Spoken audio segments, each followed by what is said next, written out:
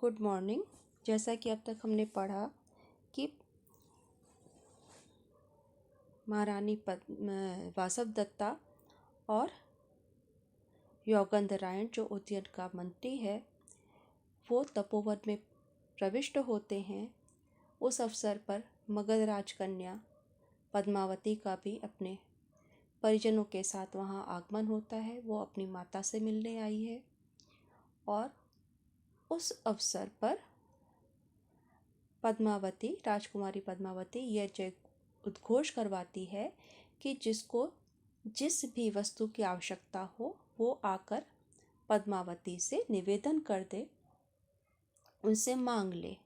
तो जो वहाँ के तपोवन के निवासी हैं उनकी आवश्यकताएं इतनी सीमित हैं कि उन्हें किसी भौतिक पदार्थों की आवश्यकता नहीं है और वो उनमें से कोई भी नहीं आता है।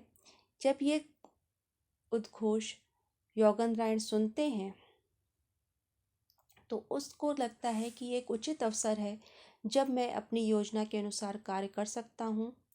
और वो कहता है कि मैं याचक हूँ, मुझे कुछ चाहिए। तो योगेंद्रायण कहता है कि क्या, जब कहता है कि मैं कुछ चाहता हूँ तो वहाँ पे जो उसका कंचुकी है राजकुमारी पद्मावती का, उसको लगता है कि निश्चय ही ये कोई आगंतुक होगा, क्योंकि तपोवन के जो निवासी हैं उनको तो इस प्रकार से कोई आवश्यकता नहीं है, वो संतुष्ट जीव हैं। तो कहता है कंचुकी, उससे पूछता है कि क्या कर रहा है, हम क्या कर सकते हैं। तो योगेंद्रायण उसको जवाब देता है कि ये मेरी बहन है और इसका पति इस समय विदेश गया हुआ है और मैं चाहता हूँ कि इन महारानी पद्मावती जो है, राजकुमारी पद्मावती, इसे कुछ समय अपने संरक्षण में रख लें। तो क्योंकि उसके पहले कंचुकी को ये लगता है कि ये यहाँ कौन व्यक्ति हो सकता है जो याचना कर रहा है, लेकिन जब वो कहता है कि मैं चाहता हूँ मेरी बहन को ये कुछ दिन अपने संरक्षण में रख लें, तब वो कहता है कि कार्यम नैव अर्थेन नापि भोगई न वस्त्रई न ही कषायम वृत्ति हेतु प्रपन्ना धीरा कन्वेयम दृष्ट धर्म प्रचारा शक्ता चारित्रम रक्षितुम में भगन्या। अब यहाँ पे वो कह रहा है कि अब क्योंकि किसी के मन में ये प्रश्न न उपस्थित हो कि यहाँ राजकुमारी के उद्घोष सुन करके उससे कोई याचक यहाँ पे तपोवन में आ गया, तपोवन की गरिमा भी इसमें खंडित नहीं होती है। तो वो उस बात को स्पष्ट कर रहा है कि कार्यम नैव अर्थेन नापि भोगई न वस्त्रई न ही काषायम वृत्ति हेतु प्रपन्ना, कि मुझे ना तो अर्थ से अर्थात धन से कोई प्रयोजन है, ना ही सांसारिक भोगों से, भोगई अर्थात जो सांसारिक भोग हैं जिसकी लिप्सा रहती है मनुष्य को, तो मुझे उसकी भी आवश्यकता नहीं है। ना वस्त्र, ना ही वस्त्र की आवश्यकता है, ना ही काषायम वृत्ति हेतु प्रपन्ना, और न ही मैंने वृत्ति हेतु अर्थात आजीविका के लिए, जीवन यापन के लिए काषाय वस्त्र धारण किए हैं, क्योंकि उसने उस समय सन्यासी का वेश धारण कर रखा है। इसलिए प्रश्न चिन्ह उसको एक प्रकार से उपस्थित होता है कि ये क्या मांग रहा है। ये दिखने में तो सन्यासी का इसने जो है वेश धारण कर रखा है, फिर इसकी कौन सी इच्छा रह गई। तो उस बात को स्पष्ट करता है कि नैव अर्थेन, कि ना तो मुझे अर्थ से प्रयोजन है, ना ही सांसारिक भोगों की मुझे लालसा है, ना ही मुझे वस्त्रों की आवश्यकता है, और ना ही मैंने अपने जीविका यापन के लिए, जीवन यापन के लिए ये गेरुआ वस्त्र धारण किया है, अर्थात भिक्षावृत्ति के द्वारा मैं अपना जीवन यापन भी नहीं करना चाहता। धीरा कन्या इयम कन्येयम इयम कन्या धीरा दृष्ट धर्म प्रचारा, कि ये जो कन्या है अर्थात राजकुमारी पद्मावती है, इसका जो धर्म प्रचार है वो मैंने देख लिया है।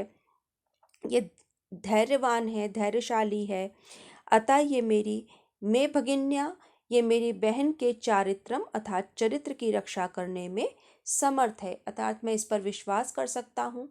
ये विश्वास का आश्रय है, इसका धर्म प्रचार देख लिया है, अर्थात इसके किसी प्रकार के व्यवहार में कोई भी अशालीनता का परिचय नहीं मिलता है, और ये धर्म का धर्म से तात्पर्य अर्थात कर्तव्य परायणता इसकी देख ली गई। धर्म परायणता से तात्पर्य ही यहाँ पे दृष्ट धर्म प्रचारा अर्थात इसकी कर्तव्य परायणता देख ली है।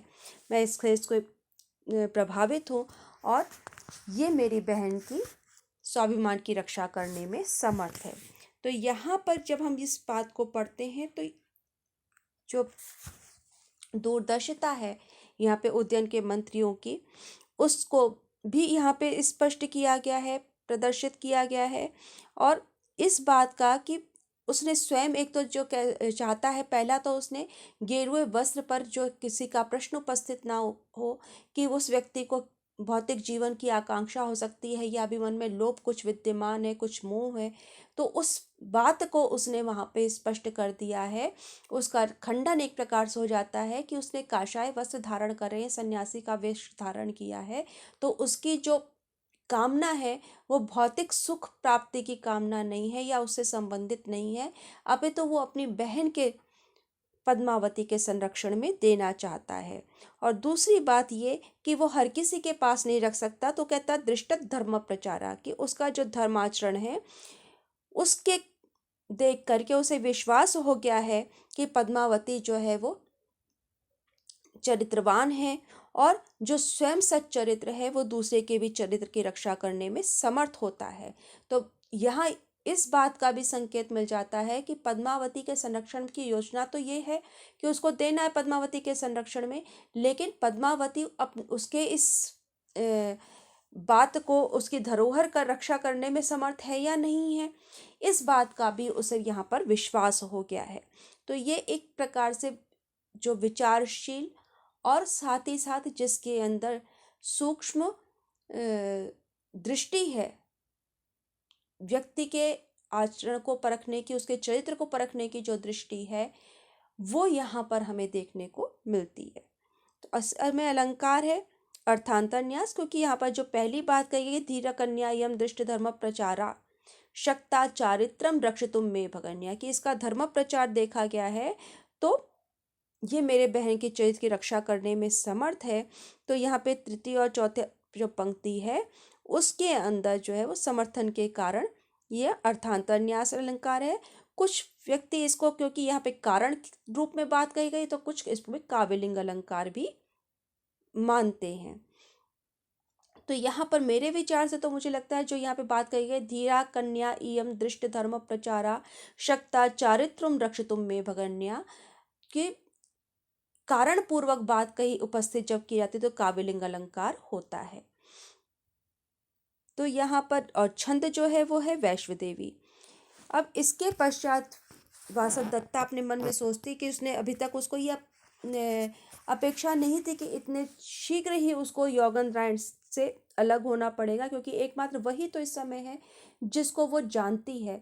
तो जब कोई जिसके साथ वो वहाँ से निकल के आई है उज्जैन का राज्य वापस दिलाने के लिए, तो वो व्यक्ति भी उसका जो आश्रय है उससे भी उसका साथ छूट जाएगा, तो वो एक प्रकार से अपने को बड़ा ही निरालंब महसूस करती है, अनुभव करती है। तो वो मन में सोचती कि अरे योगेंद्रायण भी मुझे यहाँ पर छोड़ना चाहते हैं। फिर उसको लगता है कि नहीं, वो बिगड़ सोचे तो कोई काम नहीं करेंगे। तो कंचुकी कहता है कि ये तो आपकी जो आकांक्षा है वो अत्यंत कठिन है, आपकी जो प्रार्थना है वो कठिन है, क्योंकि अन्य जो वस्तु है उसको तो धरोहर के रूप में रखना सरल है, लेकिन किसी व्यक्ति का और वो भी किसी स्त्री का किसी के संरक्षण में देना, धरोहर के रूप में सौंपना और उसका उत्तरदायित्व वहन करना, ये बड़ा ही कठिन कार्य है। क्योंकि सुखम अर्थो भवेद दातुम सुखम प्राणा सुखम तपा सुखम अन्यत भवेद सर्वम दुखम न्यासस्य रक्षणम। वो एक प्रकार से यहाँ पे संकेत कर रहा है कि सुखम अर्थो भवेद दातुम, यदि आपको किसी को देना है, धन प्रदान करना है, अर्थो दातुम अर्थात अर्थ देना, धन देना जो है बड़ा ही सरल काम है कि हमने किसी को दान करना है, देना है, तो हमने उसको धन प्रदान कर दिया। सुखम प्राणा, प्राण देना भी सरल है। सुखम तपा, तपस्या भी सुखकारी हो सकती, सरल कार्य है।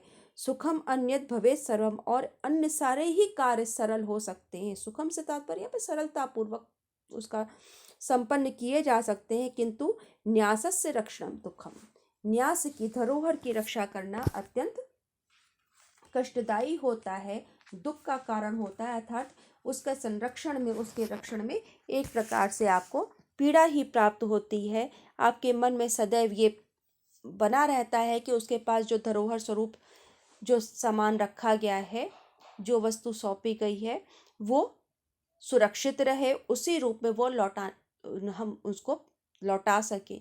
तो निश्चय ही जब किसी स्त्री को आप किसी के पास धरोहर रूप रखोगे तो उस प्रकार से उसका दायित्व वहन करते हुए उसी रूप में कि किसी भी उसके वहाँ रहने के काल में कोई उस पर कोई आपत्ति ना कर सके, कोई उंगली ना उठा सके, तो ये बड़ा ही दुख का विषय होता है, दुख के कारण होता है। यहाँ पर भी अर्थांतरन्यास लगा, इसे हम कहते हैं कारण कार्य भाव उसमें होता है। तो यहाँ पर भी और अनुष्टुप छंद और अर्थांतरन्यास अलंकार है। तो उत्तर यहाँ पे जो कहा गया सुखम भवेत दातुम, तो कंचुकी जो है एक प्रकार से वो अनुभवी है और उस पूरे जो प्रक्रिया है उन सब का उसके अनुभव, उसका जो अपना अनुभव है उसके आधार पर वो इस निष्कर्ष पर पहुंचता है कि किसी भी व्यक्ति के द्वारा सौंपी गई धरोहर की रक्षा करना अत्यंत कठिन कार्य होता है। तो पद्मावती कहती है कि अब तो मैंने पहले ही घोषणा कर दी है, तो अब कौन क्या चाहता है, तो अब मैं इस पर अधिक विचार नहीं करूँगी।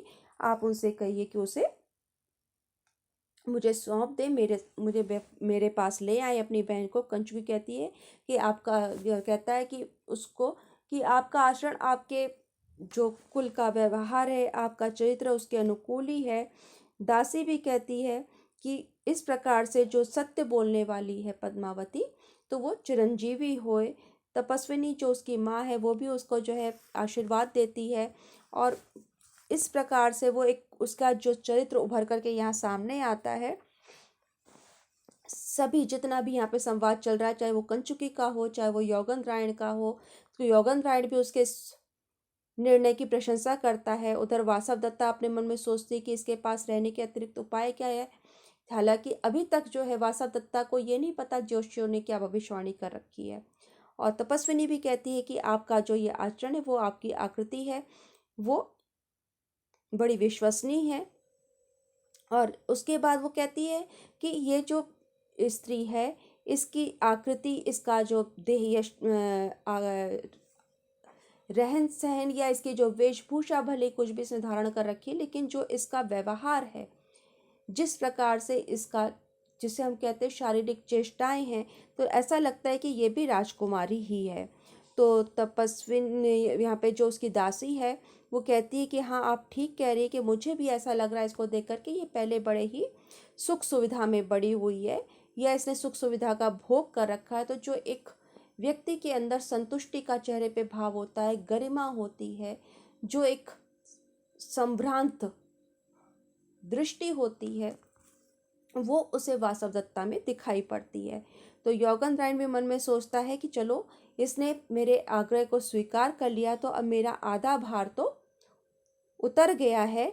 अब जैसा मंत्रियों के साथ पहले चिंतन किया गया था, उनके समर्थन से जिस प्रकार से हमने योजना बनाई थी, अब उसको उसी के अनुसार जो है सारी घटनाएं घटित हो रही हैं। तो निश्चय ही कि जब महाराज उदयन पुनः अपनी सत्ता वापस प्राप्त कर लेंगे, तब मगध राजकुमारी ही वासव दत्ता की चरित्र की साक्षी होंगी, या वासव दत्ता को उनके पास जब हम ले जाएंगे तो पद्मावती ही इस बात का निराकरण करेंगी, या उसके लिए एक प्रकार से साक्ष्य होंगी कि वासव दत्ता में किसी भी प्रकार का दोष नहीं है, उसके चरित्र में किसी भी प्रकार की दोष नहीं देखा जा सकेगा। और इसी बात को यहाँ श्लोक में वो कहता है कि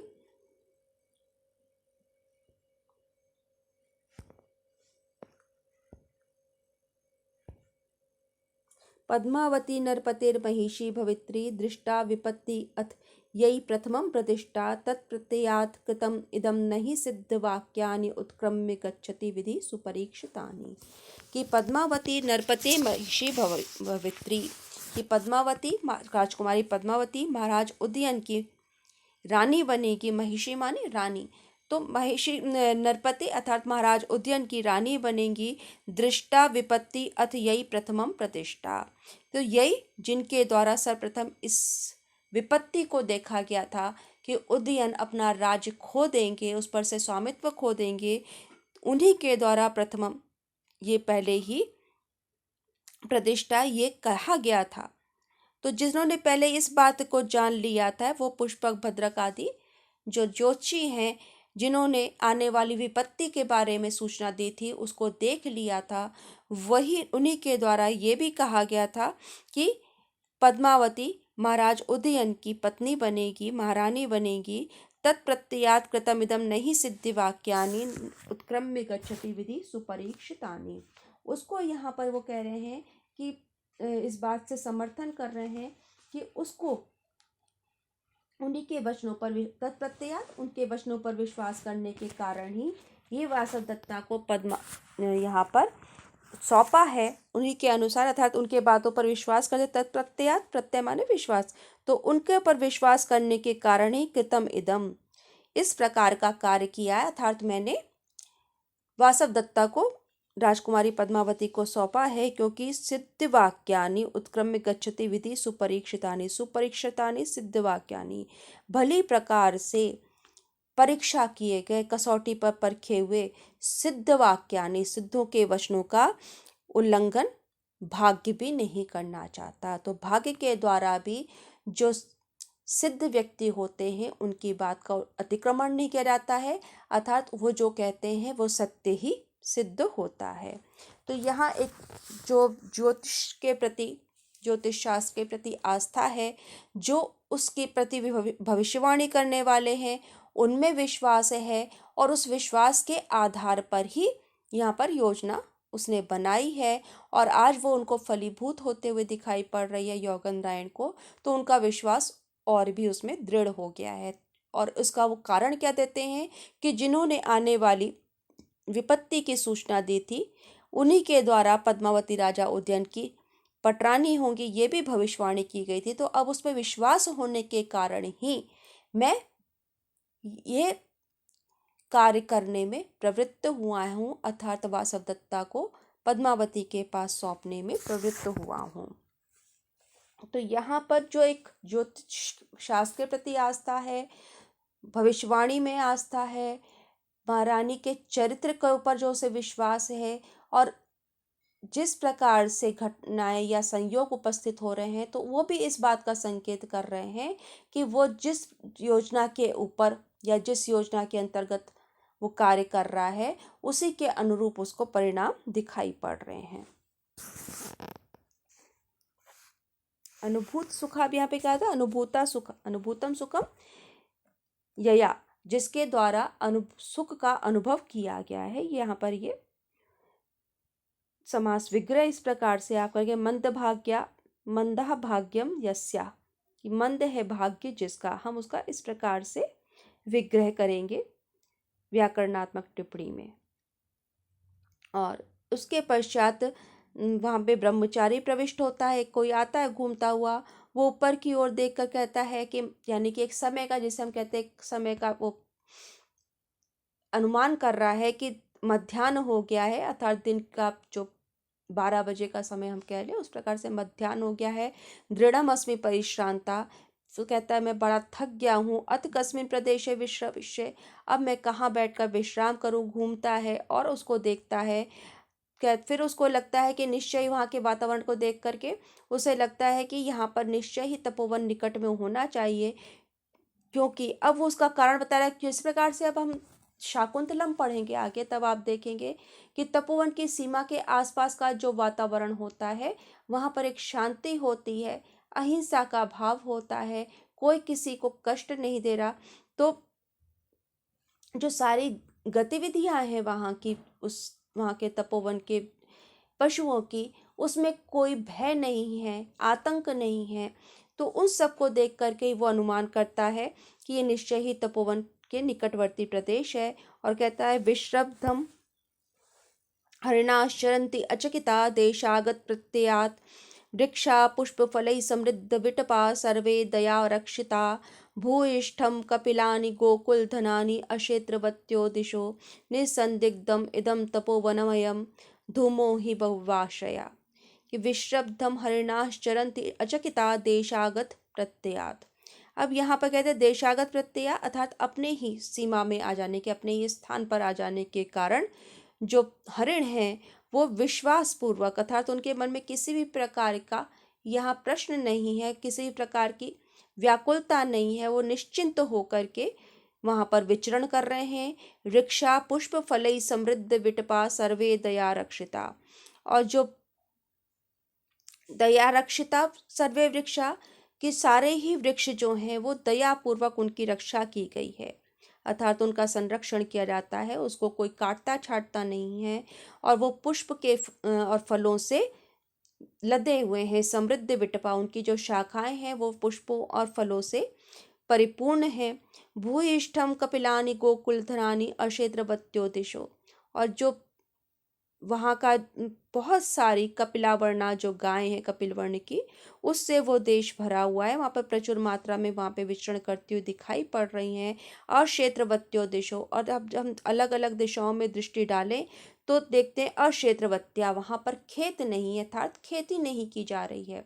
क्योंकि जो ग्राम या होता है वहाँ पर तो कृषि की जाती है, लेकिन तपोवन में हल इत्यादि नहीं चलाए जाते हैं। बगैर जोते बोए जो धान उत्पन्न होता है उसी से वहाँ के निवासी अपना उदर पोषण कर लेते हैं, अपना पेट भर लेते हैं। वो कृषि कार्य में अपनी शक्ति, अपनी ऊर्जा को व्यय नहीं करते।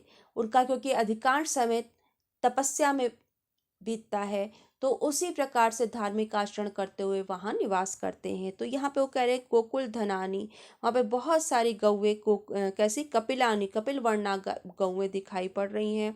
दिशाएं जिधर भी दृष्टि डालो वहाँ पे कहीं भी खेत नहीं दिखाई पड़ रहे हैं, कृषि कार्य होता नहीं दिखाई पड़ रहा है। निस्संदिग्धम इदम तपोवनमयम धूमो ही वव्वाशया। निश्चय ही ये तपोवन है, क्योंकि यहाँ पे अलग अलग स्थानों से धुआं उठता हुआ दिखाई पड़ रहा है। क्योंकि बहुत सारी जो वहाँ पे झोपड़ियाँ हैं वहाँ से धुआं उठता दिखाई पड़ रहा है। तो क्योंकि ऋषि मुनि इत्यादि अपनी तपस्या करते रहते हैं, होम की बेला है तो होम कर रहे हैं, और उसका जो धूम है वो अलग अलग स्थानों से उठता हुआ दिखाई पड़ रहा है। तो निश्चय ही ये तपोवन होना चाहिए। तो फिर से हम इसको देख लेते हैं कि विश्रब्दम हरिणाश्चरन्ति अचकिता देशागत प्रत्यया। अपने ही देश में आ जाने कारण, आग देश अपने ही सीमा में आ जाने के कारण जिनके मन में विश्वास उत्पन्न हो गया है, ऐसे हरिण अचकिता बिना किसी आश्चर्य के निश्चिंत होकर वहां पर विचरण कर रहे हैं। अर्थात उनके मन में किसी को देख करके भी आश्चर्य नहीं हो रहा कि व्यक्ति कहाँ से आ गया। अर्थात उनको इस बात का विश्वास है कि इस भूमि पर, इस सीमा में कोई उनका वध नहीं कर सकता, उनका आखेट नहीं कर सकता। इसलिए वो यहाँ पे ना तो वो किसी को देख करके उनके मन में आश्चर्य होता है कि ये कौन आ गया, और ना ही उनके मन में किसी प्रकार की व्याकुलता, कातरता अर्थात अपने जीवन रक्षण को लेकर के किसी प्रकार का प्रश्न नहीं उपस्थित होता। इसलिए ना तो आश्चर्य का भाव है किसी को व्यक्ति को देखने पर, जो भी है उसका स्वागत है। वही वहाँ के पशुओं का भी जो है वो चरित्र है, और वो निश्चिंत होकर विचरण कर रहे हैं। वृक्षा पुष्प फलई समृद्ध विटपा सर्वे दया रक्षिता। दया रक्षिता सर्वे वृक्षा, दया पूर्वक पाले गए पोषित किए गए वृक्ष की जो शाखाएं हैं वो पुष्पों और फलों से लदी हुई हैं। भूयिष्ठम कपिलानि गोकुल धनानि अक्षेत्रवत्यो दिशो। वहाँ पर प्रचुर मात्रा में कपिल वर्णा गौएं हैं। अक्षेत्रवत्यो दिशो, कहीं भी खेती होती नहीं दिखाई पड़ रही। दिशाएं जो है वो क्षेत्रहीन है, अर्थात वहाँ पे किसी प्रकार से खेती कार्य करता हुआ नहीं दिख रहा, खेत नहीं दिखाई पड़ रहे हैं। निश्चय ही ये तपोवन का स्थान है, क्योंकि जगह जगह से धूम उठता हुआ दिखाई पड़ रहा है।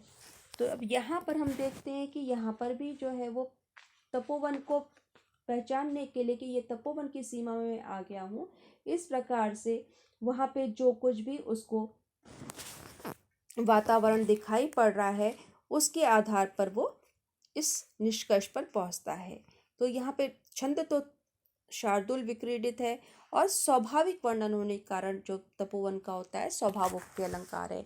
इसी प्रकार से जब हम देखते हैं अभिज्ञान शाकुंतलम पढ़ते हैं तो वहाँ पर वो कहते हैं कि जो हरिण पहले बहुत तेजी से भाग रहा था अपनी जान बचा के, जब दुष्यंत उसका आखेट करने के लिए दौड़ रहे हैं, उसका पीछा कर रहे हैं, तो पहले तो अपनी जान बचा के भागता है, लेकिन जो तपोवन के अंदर रहने वाले जो पशु पक्षी है वो निश्चिंत हैं। जब उनकी बात करते हैं तो कहते हैं वो निश्चिंत है, उन्हें किसी प्रकार से अपनी जान की परवाह नहीं है कि कोई उनको के ऊपर हमला भी कर सकता है, उनको आघात पहुंचा सकता है। अब यहाँ तक हमारा ये आज का जो वीडियो है पूरा होता है।